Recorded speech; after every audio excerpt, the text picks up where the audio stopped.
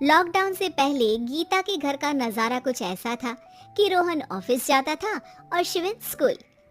जिनके घर से जाने के बाद गीता काम खत्म करके बाकी समय आराम करती थी।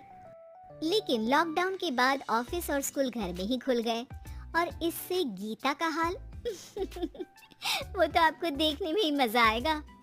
शिविन, ओ शिविन, महाराज उठने के लिए क्या 21 तोपों की सलामी लेंगे? अरे बिस्तर से बाहर निकल, ऑनलाइन क्लास स्टार्ट होने वाली है। अरे तुम भी हद करती हो, स्पीकर की तरह चिल्लाने की क्या जरूरत है? दिख नहीं रहा मेरी कॉन्फ्रेंस चल रही है। अब कैमरा और स्पीकर ऑन कर रहा हूँ, मुझे कोई शोर नहीं चाहिए। इस पर जैसे ही रोहन लैपटॉप का कैमरा और स्पीकर ऑन करता है तभी कुकर की सीटी बजती है। करा लो अब इसे चुप। लॉकडाउन नहीं हुआ, मेरी मौत का फरमान जारी हो गया।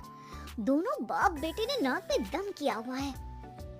ऐसा बोलकर गीता वहां से शिविन के कमरे में पहुंच जाती है, जहां शिविन अभी भी सो रहा होता है। ओ आलसी, अब अगर 5 मिनट में नहीं उठाना तो आज तेरा गेम और यूट्यूब कैंसिल। माँ की बात सुनकर शिविन बिना 1 मिनट गंवाए उठ खड़ा होता है। उठ गया, अभी नहाकर भी आता हूँ। ये नाटक कहीं और, मुंह पर गीला कपड़ा मार और पढ़ने बैठ।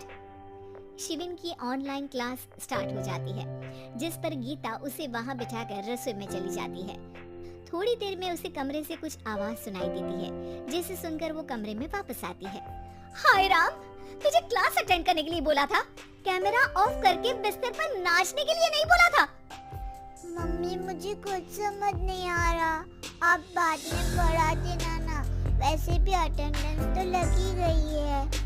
हाँ बेटा, जरूर बन जा, तू अभी से हम सबका बाप बन जा। अरे नहीं मतलब कहाँ से लाते हो इतना दिमाग, और पढ़ाई करते हुए ये चला कहाँ जाता है? नाइस क्वेश्चन, दिमाग से पूछकर बता दूंगा। शिविन की बातों से परेशान होकर गीता उसे मारने के लिए जैसे ही आगे बढ़ती है तभी वो कमरे से बाहर भाग जाता है। अब शिविन आगे और गीता हाथ में चप्पल पकड़े उसके पीछे पीछे पूरे घर में दोनों घूम रहे होते हैं। इसी बीच वो रोहन के पास पहुंच जाता है और शिविन को मारने वाली चप्पल रोहन के लैपटॉप पर जाकर गिरती है। मम्मी, अब पापा को चप्पल मार रही हो? वो आज तक के रिपोर्टर, चुपचाप जाकर क्लास अटेंड कर ले, नहीं तो अगली तेरे पीछे लगेगी। इस पर शिविन वहाँ से चला जाता है, जिसके बाद रोहन गीता से कहता है, इस सर्कस के लिए कुछ बोलना चाहोगी? अरे क्या करूं, जब से तुम दोनों घर में रहने लगे हो, घर अपने आप ही सर्कस बन गया है और मैं तुम्हारी नौकर। कभी बेटी को संभालो तो कभी बाप के नखरे उठाओ।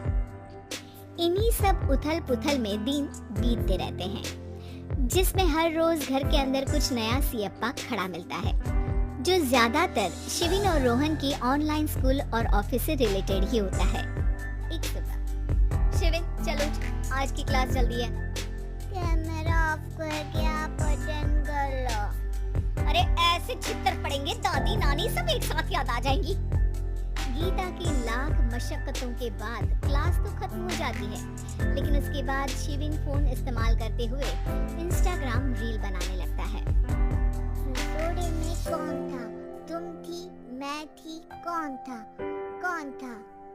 हाँ, मैं गरीब हूँ।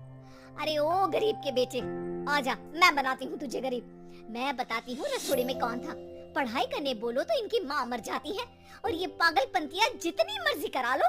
गीता शिविन को डांट रही होती है, तभी रोहन बीच में बोल पड़ता है, अरे बच्चा ही तो है, इतना गुस्सा क्यों कर रही हो?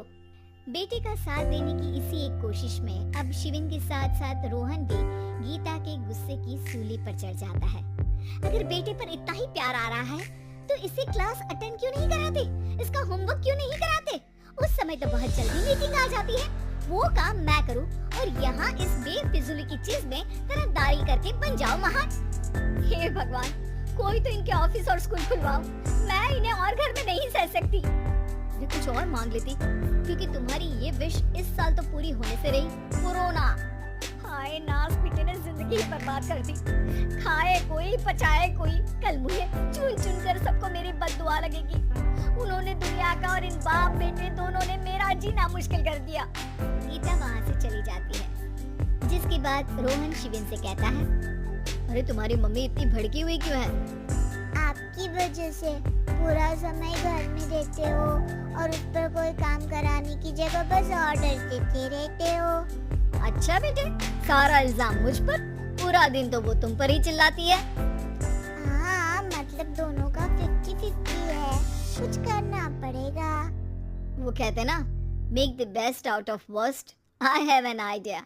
वैसे तुम्हारी माँ सही कहती है, बहुत जुबान चलाने लगे हो, कम बोला करो।